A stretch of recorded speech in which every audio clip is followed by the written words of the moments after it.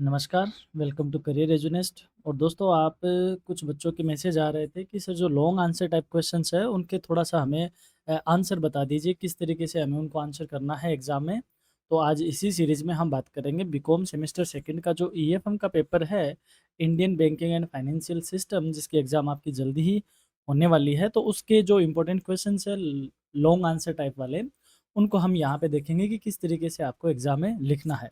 बात करूँ मैं यहाँ पे ईएफएम और एबीएसटी की जो डिटेल वीडियो है ऑलरेडी अपलोड है इम्पोर्टेंट क्वेश्चंस की, जिसमें हमने हर तरीके के क्वेश्चन को विद आंसर बताया है आपको। अब बात करते हैं लॉन्ग आंसर टाइप क्वेश्चंस को। शुरुआती से शुरू करते हैं फर्स्ट यूनिट से। पहला क्वेश्चन है, explain the meaning, types and functions of A bank in A detail, यानी बैंक का अर्थ, प्रकार और कार्यों का विस्तार से वर्णन कीजिए। देखो दोस्तों, इस क्लास का पर्पज़ क्या है? यानी कि आप जब एग्ज़ाम में या हम बात करते हैं स्टूडेंट से कि सर हम जिस तरीके से आंसर करते हैं हमें उस हिसाब से मार्क्स नहीं मिल रहे, या फिर कई बच्चे ऐसे कहते हैं कि हमने बस कॉपी भर दी थी, हम तो पास हो गए, अच्छे मार्क्स मिल गए। तो कुछ बच्चों की ये क्वेरी होती है कि हमने आंसर किया फिर भी हमें मार्क्स नहीं मिल रहे, और कुछ बच्चे ऐसे कहते हैं कि सर कॉपी भरती ही नहीं, हम कितने आंसर करें। तो देखो, कॉपी भरने का मतलब ये नहीं होता। आप जब भी क्वेश्चन को पढ़ो तो क्वेश्चन के सेगमेंट देखो। देखिए, ये क्वेश्चन है, इसमें आपसे क्या पूछा है? मीनिंग पूछा है, टाइप्स पूछे हैं और फंक्शन पूछे हैं। ये 20 मार्क्स का जब क्वेश्चन होगा तो ये इसके इस तरीके से मार्किंग आपको देखने को मिल सकती है। ये लो, आपके टोटल 20 हो गए। इसका मतलब क्या हुआ? जो फर्स्ट सेगमेंट है वो 5 नंबर का है, जो टाइप्स है वो 7 मार्क्स के हैं, और जो फंक्शंस है वो 8 मार्क्स के हैं। अब कई बच्चे मीनिंग और टाइप्स की बात कर लेते हैं, फंक्शंस की बात ही नहीं करते, तो उन्होंने एक्चुअली देखा कितना 12 मार्क्स का ही अटेम्प्ट किया है। तो आपकी क्वेश्चन की अटेम्प्टिंग उसके सेगमेंट के अकॉर्डिंग आपको रखनी होगी, और इस तरीके के क्वेश्चन को आप किस तरीके से सोल्व करोगे, यानी कि जो आपकी आंसर शीट है, उस आंसर शीट पे आप क्लियरली बताओ कि आप कर क्या रहे हो। कई बच्चे ऐसे होते हैं जो आंसर नंबर तक नहीं लिखते इधर। ये बहुत ज़्यादा इरिटेटिंग होता है फॉर एग्जामिनर। वो फ्लो में चेक कर पाता है, उसको आइडेंटिफाई भी नहीं होता कि आपने क्वेश्चन चेंज कर दिया क्या। तो कुछ बच्चे होते हैं ऊपर यूनिट ही नहीं बताते। कुछ बच्चे क्या होते हैं कि जैसे यूनिट आ गई, यहाँ पे पहला क्वेश्चन है और इसका एक और लगा के दूसरा क्वेश्चन है, यहाँ दूसरा क्वेश्चन है और इसका और लगा के ऐसे है, और तीसरा क्वेश्चन है और इसके और लगा के ऐसा है। पहला क्वेश्चन अटेम्प्ट कर रहा है और दूसरा क्वेश्चन छोड़ के तीसरा क्वेश्चन अटेम्प्ट कर रहा है। अटेम्प्ट तो वह सेकंड क्वेश्चन करता है, लेकिन वह अटेम्प्ट तो वह थर्ड क्वेश्चन करता है, लेकिन वह मार्किंग में कितना लिखता है? 2। अरे बेटा, ऐसा नहीं होता है। एग्ज़ाम में आपको सीरियल नंबर के अकॉर्डिंग नहीं चलना है। आप जो क्वेश्चन अटेम्प्ट कर रहे हो उसी क्वेश्चन का इधर आपको नंबर लिखना है, आपका सीरियल नंबर नहीं है। बहुत सारे कॉपीज़ में हम ऐसा देखते हैं कि बच्चे सीरियल नंबर से चल रहे हैं, क्वेश्चन पता नहीं कहाँ का अटेम्प्ट कर रहे हैं, उनके खुद के नंबर अलग तरीके से चल रहे हैं। ऐसा नहीं होना चाहिए। प्लस जो आपका पार्ट ए है, उसको आपको एक जगह ही अटेम्प्ट करना है, उसके टुकड़े नहीं करने कि आपने यहाँ अटेम्प्ट किया, 2 क्वेश्चन आगे लिखे, 2 क्वेश्चन बाद में लिखे। इससे एग्ज़ामिनर, क्योंकि ये रूल नहीं है, उसमें साफ-साफ लिखा होता है कि पार्ट ए के, यानी जो भी कोई क्वेश्चन है उसके कुछ सेगमेंट है। पार्ट ए में सेगमेंट है 10, तो उनको आपको एक साथ ही आंसर करना है। इस बात का आप विशेष ध्यान रखें। इस तरीके के क्वेश्चन को आपको अटेम्प्ट करना है। इसमें आपको सबसे पहले बैंक को डिफाइन करना होगा, बैंक का मीनिंग बताना होगा, यानी बैंक का अर्थ और परिभाषा बतानी होगी। फिर उसके बाद आपको टाइप्स ऑफ बैंक, बैंकों के प्रकार बताने होंगे, जैसे कमर्शियल बैंक हो गए, कोऑपरेटिव बैंक हो गए, आरआरबीज हो गए, डेवलपमेंट बैंक हो गए, सेंट्रल बैंक हो गया। ये बैंकों के आपको कुछ टाइप्स आपको बताने होंगे, वो भी डिटेल में। फिर आपको फंक्शंस ऑफ बैंकिंग, बैंक क्या काम करता है? बैंक डिपॉजिट एक्सेप्ट करता है, लोन प्रोवाइड करवाता है, क्रेडिट क्रिएट करता है, और भी कई तरीके के जो काम करता है वो आपको सारे यहाँ बताने होंगे, और उन काम्स का या उन फंक्शंस का आपको एग्जाम्पल भी देने होंगे। तो ये सारी बातें आपको इसके आंसर में करनी होगी, तब ये माना जाएगा कि आपने क्वेश्चन को अटेम्प्टिंग 20 मार्क्स से करी है। और जब भी कोई क्वेश्चन आप अटेम्प्ट करो, जैसे यहाँ पे हो गया, तो फिर जो नया आपका क्वेश्चन हो रहा है, यहाँ पे जैसे मान लो आपने आधे पेज तक अटेम्प्ट कर लिया। अब जो नया क्वेश्चन हो रहा है तो आप नए पेज से शुरू करो। नए पेज पे बाकायदा उसकी सब कुछ लिखो, और नए पेज से ही आपको क्वेश्चन शुरू करना है। दूसरा, कहीं बीच में आपको शुरू नहीं करना है। ऐसा मत सोचा करो कि इतना पेज वेस्ट हो रहा है। कोई बात नहीं, आपको अपना क्वेश्चन का आंसर अगले पेज से, फ्रेश पेज से शुरू करना है। अगला क्वेश्चन है, discuss the role of banks in the economic development of India. Bharat के आर्थिक विकास में बैंकों की क्या भूमिका है, चर्चा कीजिए। इस तरीके के जो ऐसे टाइप के क्वेश्चन होते हैं, उनमें आपको इस तरीके से देना होगा। देखो, इसमें आपने आपसे कहीं नहीं पूछा हो कि बैंक क्या होता है, लेकिन आपको जब आंसर करना है तो आपको हल्का सा इंट्रोडक्शन या डेफिनेशन किसकी देनी होगी? बैंक का आपको इंट्रोडक्शन करना होगा। इसके अलावा discuss the major point of role, जो बैंक की भूमिकाओं के मुख्य बिंदु है, उनको आपको डिस्कस करना होगा। जैसे वो क्या-क्या करते हैं, वो सेविंग को मोबिलाइज़ करते हैं, क्रेडिट प्रोवाइड करवाते हैं, प्रायोरिटी सेक्टर को लेंडिंग देते हैं यानी उधार देते हैं, एग्रीकल्चर का विकास करने में हेल्प करते हैं, इंडस्ट्रियल की ग्रोथ करने में हेल्प करते हैं, इंफ्रास्ट्रक्चर को फाइनेंस करते हैं। ये सारे काम, ये मेजर पॉइंट है जो आपको इसमें बताने होंगे, इसके अलावा और पॉइंट है वो। और लास्ट में आपको कंक्लूजन बताना होगा कि bank act as the backbone of the Indian economic progress, यानी बैंक भारत की जो आर्थिक प्रगति है उसकी में उसमें रीढ़ की हड्डी का काम करते हैं। इस तरीके का आपको एक पैराग्राफ एज ए कंक्लूजन आपको ड्रॉ करना होगा। नेक्स्ट क्वेश्चन है, explain the rights and obligations of a banker towards his customer. Banker के अपने ग्राहक के प्रति क्या अधिकार एवं दायित्व है। आपसे ये क्वेश्चन बैंकर कस्टमर रिलेशनशिप के बेस पे भी पूछा जा सकता है, इसकी लैंग्वेज चेंज की जा सकती है। आपको इस क्वेश्चन में आंसर करना होगा, सबसे पहले इंट्रोडक्शन देना होगा, बैंकर क्या है और कस्टमर रिलेशनशिप क्या है, दोनों चीज़ आपको बतानी होंगी। उसके बाद आपको बैंक के क्या राइट है, यानी बैंक के अधिकार आपको क्या है वो बताने होंगे। जैसे right to charge interest, bank interest ले सकता है, कमीशन चार्ज कर सकता है, राइट टू सेट ऑफ, कोई हानि वगैरह होती है, कोई नुकसान होता है उसको सेट ऑफ कर सकता है। और अगर कोई बात होती है यानी कस्टमर लिख के देता है तो वह उसका अकाउंट भी क्लोज करता है, ऐसे उसके राइट है। लेकिन साथ ही में बैंक के कुछ दायित्व भी है। ओनर कस्टमर्स चेक, यानी कस्टमर का कोई चेक आता है तो अगर उसके बैंक में बैलेंस है यानी उसके अकाउंट में बैलेंस है तो उसका चेक को सम्मान करना चाहिए। सम्मान मतलब उस चेक को क्लियर करवाना चाहिए। मेंटेन सिक्रेसी, कोई उसके खाते से कोई दूसरी सूचना न मांग सके, उसकी सिक्रेसी को मेंटेन करना, स्टेटमेंट वगैरह प्रोवाइड करवाना, और भी कई तरीके के जो काम है या जो ऑब्लिगेशंस है वो बैंक के होते हैं। कंक्लूजन में आपको बताना होगा कि mutual trust and legal compliance ensure smooth banker customer relationship, यानी आपसी विश्वास और कानूनी अनुपालन बैंक और ग्राहक के संबंध को सुचारू रूप से चलाते हैं। इस तरीके से आपको इसका आंसर करना होगा। नेक्स्ट है, discuss the main provisions of banking regulation act 1949 and RBI act 1934। देखो, बैंक अधिनियम 1949 और आरबीआई अधिनियम 1934, मैंने दोनों क्वेश्चन को एक जगह रख दिया था। हालांकि आपसे अगर क्वेश्चन आएगा तो इसका अलग आएगा और आरबीआई एक्ट का अलग आएगा, क्योंकि बड़ा क्वेश्चन बन जाता है। ऐसे क्वेश्चन में सबसे पहले आपको थोड़ा सा इंट्रोडक्शन देना होगा एक्ट के बारे में, फिर आपको एक्ट का पर्पज बताना होगा कि यह अधिनियम क्यों लाया गया, और फिर इसमें क्या प्रोविजंस है, क्या प्रावधान है वो बताने होंगे। और चाहे वो आरबीआई एक्ट है तो आरबीआई एक्ट के प्रोविजन बताओगे, बैंकिंग एक्ट है तो उसके बताओगे, और लास्ट में आपको कंक्लूजन बताना होगा कि ये बैंकिंग प्रणाली में स्टेबिलिटी लाने के लिए सेफ्टी के साथ और यूनिफॉर्म तरीके से उसको ग्रो करने के लिए ऐसे किया गया था। तो इस तरीके से आपको इसको आंसर करना रहेगा। अगला क्वेश्चन है, describe the objectives, organisational structure and functions of the RBI. भारतीय रिजर्व बैंक के उद्देश्य, संगठनात्मक संरचना और कार्यों का वर्णन कीजिए। वही इस क्वेश्चन के तीन आप देख पाते हो कि तीन सेगमेंट है, तो तीनों सेगमेंट को आपको बाकायदा प्रॉपर हेडिंग लिख के उसके बाद इसको एक्सप्लेन करना रहेगा। तो कैसे करोगे आप, सबसे पहले आपको आरबीआई का इंट्रोडक्शन देना होगा एज ए सेंट्रल बैंक, फिर आरबीआई की क्या ऑब्जेक्टिव है, उद्देश्य क्या है वो बताने होंगे, फिर आरबीआई का ऑर्गेनाइजेशनल स्ट्रक्चर यानी संरचना कैसी है, और आरबीआई क्या काम करता है उसके फंक्शंस आपको बताने होंगे। लास्ट में आपको कंक्लूजन बताना होगा कि आरबीआई का जो मेन काम है, या यूँ कहे बहुत अच्छा जो काम करता है आरबीआई, वो फाइनेंशियल स्टेबिलिटी को मेंटेन करने में, कंट्रोल करने में, इन्फ्लेशन को और ग्रोथ को प्रमोट करने में यह मेन रोल प्ले करता है। इस तरीके से आपको इस क्वेश्चन का आंसर करना होगा। अगला है, explain the credit control measures used by RBI, how do they affect the Indian economy. यानी आरबीआई द्वारा ऋण नियंत्रण यानी शाख नियंत्रण बोलते हैं इसको, शाख नियंत्रण के उपायों की व्याख्या कीजिए और भारतीय अर्थव्यवस्था को किस तरीके से प्रभावित करते हैं। इसमें आपको सबसे पहले देखो, इसमें कुछ नहीं बताया गया कि सीधा का सीधा आपसे आरबीआई के जो क्रेडिट कंट्रोल है वो पूछे गए थे, लेकिन आपको हल्का सा आरबीआई के ऑब्जेक्टिव को क्या करना पड़ेगा, डिफाइन करना होगा, क्योंकि आरबीआई का ऑब्जेक्टिव क्या है, क्रेडिट कंट्रोल करना है। फिर आपको टाइप्स बताने होंगे कि आरबीआई किस तरीके से क्रेडिट कंट्रोल का मेजर करता है या उसको कंट्रोल करता है। जैसे क्वांटिटेटिव टेक्निक्स होती है और क्वालिटेटिव होती है, मात्रात्मक और गुणात्मक, जिसमें हम bank rate, CRR, SLR, repo, reverse repo ये सब देखते हैं। और क्वालिटेटिव में क्रेडिट राशनिंग हो गई, मार्जिन रिक्वायरमेंट हो गया, नैतिक अनुनय विनय हो गया, ये सब उसमें आता है। फिर उसके क्या इफेक्ट होते हैं, कंट्रोल इन्फ्लेशन यानी कि मुद्रास्फीति नियंत्रित होती है, इकोनॉमिक स्टेबिलिटी मेंटेन होती है। इस तरीके की आपको सारी बातें उसमें बतानी होगी, क्योंकि ये अर्थव्यवस्था पे इफेक्ट की बात है। और लास्ट में आपको कंक्लूजन बताना होगा कि ये अपना जो क्या बोलते हैं इसको, मनी फ्लो है, उसको ये क्या करता है, स्टेबल करता है और उसको बैलेंस बनाए रखता है। तो ये आपको इसमें कंक्लूजन में बताना रहेगा। अगला क्वेश्चन है, right not on the following, इस तरीके के क्वेश्चन को स्पेशली ध्यान रखना। इस तरीके के क्वेश्चन पूछने के चलन बहुत है बैंकिंग में।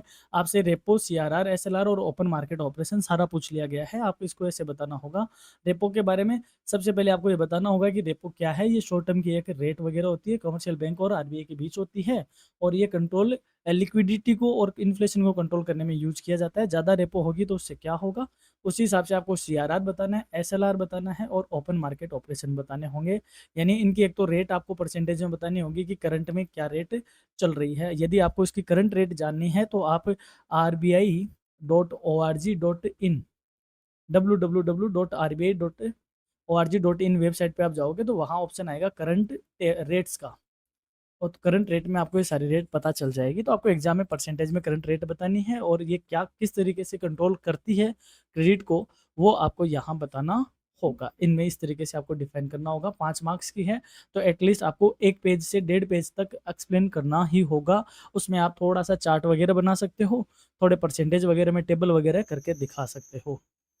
अगला क्वेश्चन है, अब बात करते हैं यूनिट सेकंड से बनने वाले क्वेश्चन की। इसी के लिए मैं बीच में आपसे बात करूंगा कि हमारी जो डिटेल क्लासेज है, अभी भी देखो टाइम है आपके पास एग्जाम में, तो आप एक जो बैंकिंग से रिलेटेड कुछ अच्छी अच्छी क्लासेज अपलोड है जिनका लिंक मैं डिस्क्रिप्शन में दे रहा हूँ। एक बार आप उन डिटेल क्लास को जरूर देखिए, क्योंकि अंत में आपने अगर अच्छा प्रयास कर लिया तो आपके सारे प्रयास सफल होते हैं।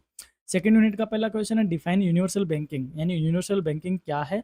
Discuss its feature and significance in the modern banking environment, आधुनिक बैंकिंग परिवेश में इसकी विशेषता और चर्चा पर महत्व पर चर्चा कीजिए। पहले आपको इसका इंट्रोडक्शन और डेफिनेशन बतानी होगी, क्या फीचर है वो बताने होंगे, इसका सिग्निफिकेंस बताना होगा, फिर आपको कंक्लूजन बताना होगा। यानी कि जिस तरीके से क्वेश्चन आपसे पूछा जाता है उसी वे में आपको इसका आंसर करना होगा, और प्रॉपर हेडिंग देखिए। यानी जब तक आप हेडिंग नहीं लिखोगे फीचर्स ऑफ यूनिवर्सल बैंकिंग, तब तक एग्जामिनर को क्या आइडिया कि आपने कहाँ पे वो इसके फीचर्स को एक्सप्लेन किया है। जैसे आपकी बुक में होता है, कुछ चीज़ें बोल्ड की हुई होती है हेडिंग में, बाकायदा अलग से दिखती है, तभी तो हमें पता चलता है कि यहाँ से सेगमेंट चेंज हुआ।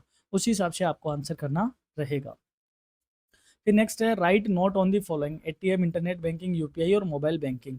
तो वही उसी हिसाब से पहले आप एटीएम को करोगे तो एटीएम क्या है, किस तरीके से काम करता है, क्या सर्विस देता है, और किस तरीके से इसका परफॉर्मेंस होता है। उसी हिसाब से आपको इंटरनेट बैंकिंग बतानी होगी, यूपीआई किस तरीके से काम करती है, मोबाइल बैंकिंग किस तरीके से काम करती है। ये सारी बातें आपको बतानी होंगी।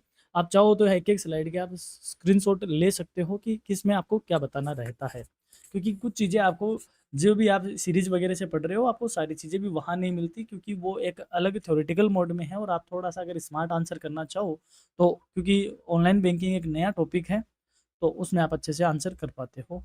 फिर बात करते हैं वही, डिमांड ड्राफ्ट क्या है, बिल्स ऑफ एक्सचेंज क्या है, प्रोमिसरी नोट क्या है और चेक क्या है। इन सबको भी आपको बताना होगा। वही सबको अलग अलग हेडिंग के साथ उनमें होने वाली बातें आपको सारी बातें क्लियर करनी होगी कि किस तरीके से हमें इनको आंसर करना रहेगा। अगला है, देखो मोस्टली इसी तरीके के क्वेश्चन पूछने के ट्रेंड रहे हैं बैंकिंग में। नेफ्ट क्या है, आरटीजीएस क्या है, आईएमपीएस क्या और स्विफ्ट क्या है, इन चीज़ों को एक ध्यान रखना। इन सबके फुल फॉर्म आपको मालूम होने चाहिए। छोटे क्वेश्चन में फुल फॉर्म पूछी जा सकती है। नेफ्ट का national electronic fund transfer, RTGS का real time gross settlement, IMPS का इमीडिएट पेमेंट सर्विस, और स्विफ्ट का ग्लोबल, यानी कि ये सर्विस है जो कि आपको इंटरनेशनली फंड ट्रांसफर या फाइनेंशियल ट्रांजैक्शन करने में हेल्प करती है। तो नेफ्ट किस तरीके से काम करता है, ये किस तरीके से इसमें कितनी अमाउंट होती है, किस किस हिसाब से ये जाता है, ठीक उसी हिसाब से आरजीएस में, आरटीजीएस में कैसे होता है, आईएमपीएस में कैसे होता है, इसकी हमने डिटेल क्लास बाकायदा बहुत अच्छे से एक टेबल फॉर्म में हमने सारी चीज़ों को बहुत ढंग से क्लियर किया है। ई बैंकिंग का जो लिंक दे रहा हूँ मैं, उसमें आप जाके ज़रूर देखिएगा, वहाँ पर इनको आप बहुत आसानी से समझ पाओगे। फिर अगला क्वेश्चन है, what do you understand by crossing, रेखांकन से आप क्या समझते हो। Discuss the main feature of crossing, रेखांकन की विशेषताओं पर प्रकाश डालिए। ये मोस्ट इंपॉर्टेंट क्वेश्चन है, ध्यान रखना दोस्तों। ये बीकॉम की एग्जाम का रिपीटेड क्वेश्चन है, कई बार ये पूछा हुआ है, चाहे वो पीडीएसयू चाहे राजस्थान यूनिवर्सिटी हो। रेखांकन क्या होता है, यानी कि एक चेक होता है, बैंक का चेक होता है, तो इस चेक पे जिसका नाम होता है वो बियरर को काउंटर पे मिल जाए, तो ये तो हो गया विदाउट क्रॉसिंग। लेकिन आप ये चाहो, यानी चेक को लिखने वाला ये चाहे कि इसका पेमेंट किस में हो, अकाउंट में हो, तो वो यहाँ पे 2 लाइन इस पे लिखता है। ये 2 लाइन क्रॉस करना ही इसको क्या कहते हैं, क्रॉसिंग कहते हैं। तो जनरल क्रॉसिंग होता है और स्पेसिफिक क्रॉसिंग होता है। यानी इसमें एक अकाउंट पे लिख देता है तब ये अकाउंट में आता है, और अगर उसका नाम भी लिख दिया जाए एसबीआई का, तो ये सिर्फ एसबीआई के अकाउंट में ही आएगा। तो चेक के कोने पे 2 लाइन खींचना क्रॉसिंग कहा जाता है। इसका आपको इंट्रोडक्शन देना होगा, कुछ मेन फीचर मुख्य विशेषताएँ बतानी होंगी। ये क्या-क्या करता है, यानी कि ये अ, सेफ्टी देता है और ये पेमेंट को बैंक अकाउंट में देता है। स्पेसिफिक क्रॉसिंग होती है और एक जनरल क्रॉसिंग होती है। और लास्ट में आपको क्या बताना होगा, इसका कंक्लूजन बताना होगा कि ये क्यों किया जाता है और इससे क्या फ़ायदा होता है। जैसे ये एक सुरक्षा बढ़ाता है ट्रांज़ैक्शन की और लेन-देन को सिक्योर करता है। अब बात करते हैं यूनिट 3 की। यूनिट 3 का पहला क्वेश्चन है, right a detailed note on financial system. वित्तीय प्रणाली पर एक विस्तृत टिप्पणी लिखो। वित्तीय प्रणाली क्या है आपको वो बतानी होगी। इसमें सबसे पहले आपको इसका इंट्रोडक्शन और मीनिंग बताना होगा कि वित्तीय प्रणाली कहते किसको हैं। फिर आपको इसके कंपोनेंट्स यानी घटक बताने होंगे कि फाइनेंशियल सिस्टम में आता क्या-क्या है। जैसे फाइनेंशियल इंस्टीट्यूशन आ गए, फाइनेंशियल मार्केट आ गया, फाइनेंशियल इंस्ट्रूमेंट्स आ गए, फाइनेंशियल सर्विसेज आ गई, ये सारे बताने होंगे। उसके बाद फाइनेंशियल सिस्टम वर्क क्या करता है यानी फंक्शन क्या है वो बताने होंगे। सिग्निफिकेंस क्या है यानी इसका महत्व क्या है वो बताना होगा। उसके बाद आपको कंक्लूजन बताना होगा कि फाइनेंशियल जो सिस्टम है वो किस तरीके से अपनी इकोनॉमी को ग्रोथ और सस्टेनेबिलिटी देता है। ये सब आपको इसमें डिस्कस करने होंगे। अगला क्वेश्चन है, discuss the structure and significance of the Indian financial market. भारतीय वित्तीय बाजार की संरचना और महत्व पर चर्चा कीजिए। Explain the role of money market and capital market. मुद्रा बाजार और पूंजी बाजार की भूमिका स्पष्ट कीजिए। देखो ये क्वेश्चन एक तरीके से मैं कहूँ तो दो क्वेश्चन का कॉम्बिनेशन है। आपके एक क्वेश्चन तो ऐसा आ सकता है कि फाइनेंशियल मार्केट का स्ट्रक्चर और सिग्निफिकेंस बताओ, और एक क्वेश्चन ऐसा आ सकता है कि explain the role of money and capital market, या फिर तीसरा क्वेश्चन पर्टिकुलर किसी एक मार्केट को आपसे एक्सप्लेन करवाया जा सकता है। तो इस तरीके के क्वेश्चन का इतना लंबा क्वेश्चन नहीं आएगा, या तो इतना ही आएगा या इसका बाद वाला सेगमेंट आएगा।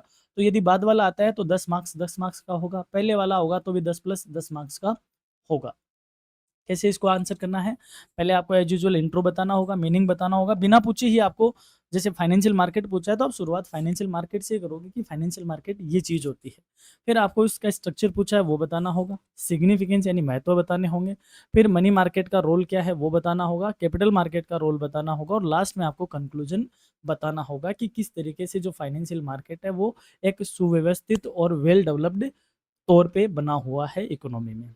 अगला क्वेश्चन आता है, right an essay on capital market.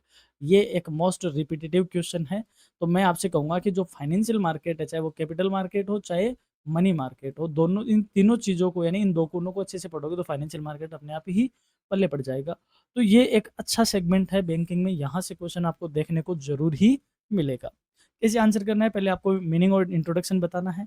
Types बताने होंगे कि कैपिटल मार्केट कितने टाइप का होता है, 2 तरह का होता है। एक तो होता है प्राइमरी मार्केट और एक होता है सेकेंडरी मार्केट, यानी प्राथमिक बाजार और सेकेंडरी द्वितीयक पूंजी बाजार। कौन-कौन से इंस्ट्रूमेंट होते हैं इसमें, जैसे इक्विटी शेयर हो गए, प्रेफरेंस शेयर हो गए, डिबेंचर हो गए, बॉन्ड्स हो गए, ये सारे कैपिटल मार्केट के इंस्ट्रूमेंट्स हैं वो बताने होंगे, और इनका क्या सिग्निफिकेंस है वो बताना होगा, और बाद में आपको लास्ट में क्या बताना होगा, कंक्लूजन बताना होगा। अगला क्वेश्चन आता है, right note on the following. T bills यानी ट्रेजरी बिल, जिसको खजांची बिल भी कहते हैं, खजांची खजांची, ये लो यहाँ पे आएगा खजांची बिल, और सर्टिफिकेट ऑफ डिपॉजिट यानी जमा विपत्र, और कमर्शियल पेपर यानी वाणिज्य पत्र, इन सब पे। तो इन सब के बारे में आपको डिटेल बताना होगा। इसमें एक और भी आ सकता है तो 5-5 मार्क्स के हो जाएंगे। तो एक-एक पेज पे आपको इनको सबको एक्सप्लेन करना होगा कि किसको क्या कहते हैं और उनमें होता क्या है और वो किस तरीके का, यानी शॉर्ट टर्म है या लॉन्ग टर्म है वो बताना होगा, और उनमें रिस्क किस तरीके से है ये सारी बातें आपको बतानी होंगी। उनकी मैच्योरिटी वैल्यू मैच्योरिटी पीरियड कैसा है, और कौन उसको इश्यू करता है, यानी इसमें मेन काम आता है इसका इश्यूअर, इश्यू कौन करता है, फिर आता है मैच्योरिटी टाइम, और इश्यू करने का मेथड क्या है, तो वो आपको इसमें बताने होंगे मोस्टली। फिर अगला क्वेश्चन आता है, describe the role of SEBI and RBI in regulating the capital and money market. मुद्रा और पूंजी बाजार को विनियमित करने में सेबी और आरबीआई की क्या भूमिका है। देखो फाइनेंशियल मार्केट दोस्तों दो तरीके का होता है, एक होता है कैपिटल मार्केट और एक होता है money market. Money market short term market होता है और कैपिटल मार्केट लॉन्ग टर्म होता है। शॉर्ट टर्म को तो रेगुलेट करता है आरबीआई और लॉन्ग टर्म को रेगुलेट करता है सेबी। तो आपसे पूरा फाइनेंशियल मार्केट का क्वेश्चन पूछा जा सकता है, पर्टिकुलर कैपिटल मार्केट का या मनी मार्केट का पूछा जा सकता है, या कि आरबीआई की इसके रेगुलेशन में क्या रोल है और सेबी का इसके रेगुलेशन में क्या रोल है। इस तरीके का क्वेश्चन भी आपसे पूछा जा सकता है। तो वही क्वेश्चन आपके सामने है कि आरबीआई और सेबी का क्या रोल है। तो पहले तो आपको इंट्रोडक्शन देना होगा किसका, मनी मार्केट और कैपिटल मार्केट का जनरल। फिर आपको आरबीआई का रोल बताना होगा मनी मार्केट में और सेबी का रोल बताना होगा कैपिटल मार्केट में, और बाद में आपको इसका देना होगा कंक्लूजन कि किस तरीके से इन मार्केट को ये दोनों रेगुलेटरी अथॉरिटी कंट्रोल करती है। नेक्स्ट क्वेश्चन है व्हाट इज एनपीए। एनपीए क्या है? Discuss its causes and impact on the Indian banking sector. इसके कारणों व भारतीय बैंकिंग क्षेत्र पर प्रभाव की चर्चा करो। सजेस्ट सुटेबल रेमेडीज और उपयुक्त समाधान बताओ। इंपॉर्टेंट क्वेश्चन है, ये प्रीवियस ईयर में आया हुआ क्वेश्चन है, मैंने ऐसा कैसा उठाया है कि आपके लिए भी ऐसा क्वेश्चन बन सकता है। एनपीए क्या होता है? यानी बैंक का कोई ड्यू हो रखा है अमाउंट, कोई ईएमआई वगैरह, और कितने दिन हो गए ड्यू हुए हुए? 90 दिन हो गए, तो बैंक उसको क्या बोलता है? एनपीए। एनपीए का पूरा नाम है non performing assets. Non performing assets, गैर निष्पादित आस्तियां, इस तरीके से इसका नाम होता है हिंदी में।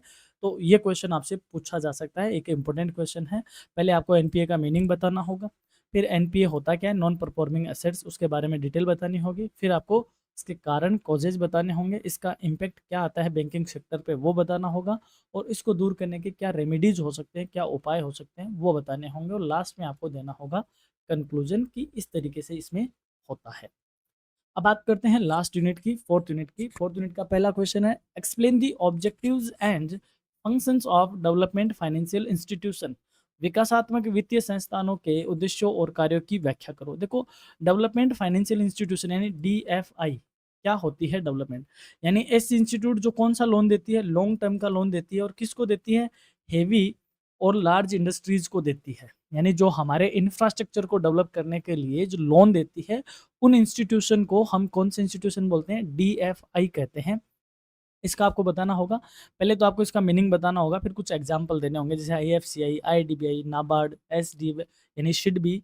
ये सारी बातें आपको यहाँ बतानी होगी कि ये एग्जांपल है डीएफआई के।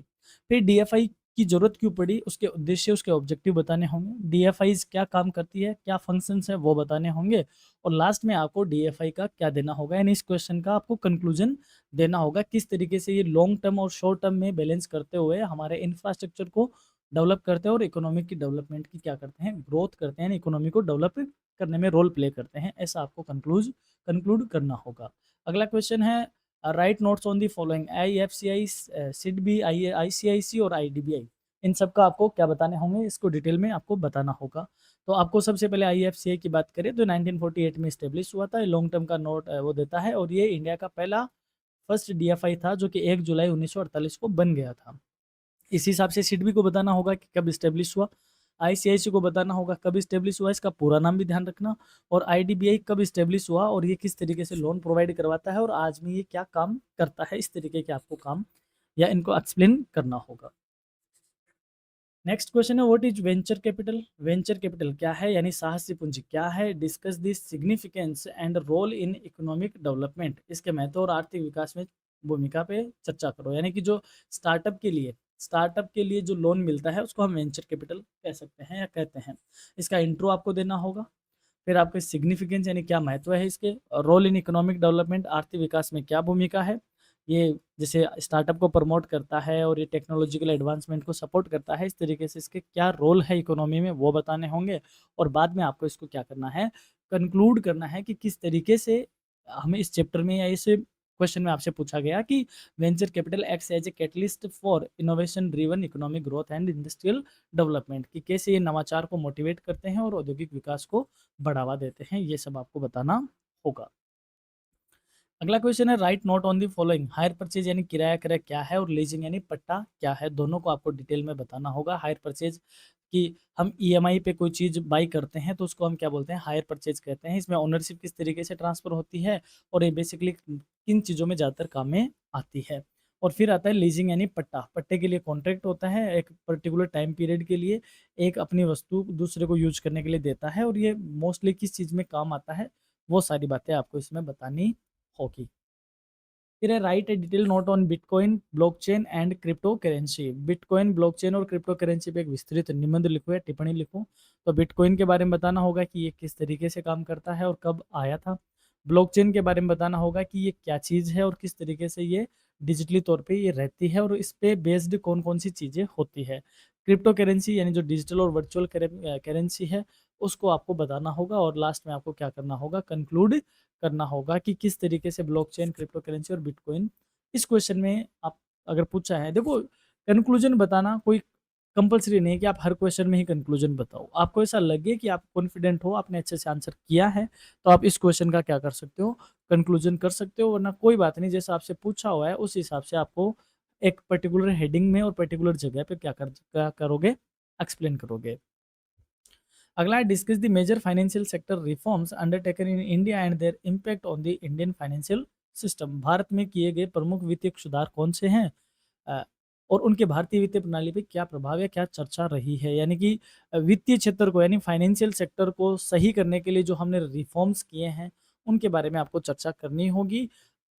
मोस्टली यानी कि जो फाइनेंशियल सेक्टर के रिफॉर्म्स है वो एलपीजी के बाद हुए थे, 1991 के बाद हुए थे, और इसमें मेजरली क्या-क्या चेंजेज हुए, जैसे सीआरआर, एसएलआर का डिक्रीज़ होना, सेबी का इस्टेब्लिश होना, नई-नई टेक्नोलॉजी यानी कंप्यूटर का एडॉप्टेशन कर लिया था बैंकिंग ने आफ्टर एलपीजी अच्छे ढंग से, और इसका इंडियन फाइनेंशियल सिस्टम पे क्या इम्पैक्ट आया, ये सब आपको इस क्वेश्चन में डिस्कस करना होगा। देखो मैं दोबारा आपको यही कहूँगा कि जो आपसे क्वेश्चन पूछा जा रहा है और जिस वे में क्वेश्चन आगे बढ़ रहा है, उसी वे में आपका आंसर भी होना चाहिए। ऐसा नहीं कि आपसे बात तो रात की जा रही है और आप आंसर दिन का कर रहे हो, बिल्कुल भी ऐसा नहीं होना चाहिए। जो चीज़ आपसे क्वेश्चन में नहीं पूछी है और उसको एज़ ए आप इंट्रोडक्शन के तौर पे बता रहे हो, तब आप उसको थोड़ा-सा समराइज़ वे में बताओ, और जब आपसे पूछा जा रहा है, तब आपको इसका इंट्रोडक्शन डिटेल में आपको बताना है। एक क्वेश्चन और देखते हैं, define financial services and describe its sorry the features and functions of merchant banking, mutual fund and leasing. यानी ये तीनों क्या है, यानी इन तीनों वित्तीय सेवाओं को परिभाषित करो, मर्चेंट बैंकिंग, म्यूचुअल फंड और लीजिंग की विशेषता एवं कार्यों का वर्णन करो। ऐसा भी पूछा जा सकता है, और डायरेक्ट आपसे right note on the following, एक नंबर पे म्यूचुअल फंड लिख दिया, दो पे आपको मर्चेंट बैंकिंग लिख दिया, और तीसरे पे लीजिंग रख दिया। ऐसे भी आपसे ये पूछा जा सकता है। पहले आपको इंट्रोडक्शन देना होगा, डेफिनेशन बतानी होगी कि फाइनेंशियल सर्विस क्या होती है, फिर आपको मर्चेंट बैंकिंग बतानी होगी, उसकी विशेषता, कार्य, इसी हिसाब से म्यूचुअल फंड की विशेषता और कार्य, लीजिंग की विशेषता और कार्य, सब आपको, क्योंकि आपसे क्या पूछिए, विशेषता और कार्य पूछे हैं, और लास्ट में आप कंक्लूजन करना चाहो कि किस तरीके से ये फाइनेंशियल सर्विसेज को इम्प्रूव करते हैं, बढ़ाते हैं, तो आप इसको कंक्लूड भी कर सकते हो। अब यहाँ पे इम्पोर्टेंट है कि ऑलमोस्ट सारी चीज़ें हमने अपलोड कर दी है, और आपकी एग्ज़ाम स्टार्ट हो चुकी है, होने वाली है। तो हमारी तरफ से आपको यही है कि आप अपनी तैयारी को बेहतरीन तरीके से करें। जो भी आपके पास स्टडी मटेरियल है उससे पढ़ें, और जो आपको वीडियो क्लासेस वगैरह देखनी है तो आप हमारे चैनल पे आके ज़रूर देखिए। और हमारी तरफ से तो एग्ज़ाम के लिए आपको ऑल द बेस्ट, बहुत-बहुत शुभकामनाएँ, बहुत अच्छे से आप पेपर अटेम्प्ट करें। और हाँ, पेपर देने के बाद आप कमेंट करके ज़रूर बताइएगा कि हमारी क्लास आपके लिए किस तरीके से हेल्पफुल रही, और कितने क्वेश्चन आपको यहाँ से देखने को मिले, और करियर एजुनेस्ट का आपकी एग्जामिनेशन की जो प्रिपरेशन है उसमें किस तरीके का रोल रहा। आपके ये जो कमेंट है ये हमारी एनर्जी है, और ये एनर्जी हमें हमारे काम के लिए और डेडिकेट करेगी, और हम और भी जी जान लगा के आपके लिए ये और क्लासेस रिकॉर्ड लाएंगे, जो कि आपकी जो सफलता है उसको और भी एक नए आयाम पे लेके जाएगी। तो यहाँ तक क्लास देखने के लिए धन्यवाद। एक बार आपको पुनः एग्जाम के लिए बहुत बहुत शुभकामनाएं। नमस्कार।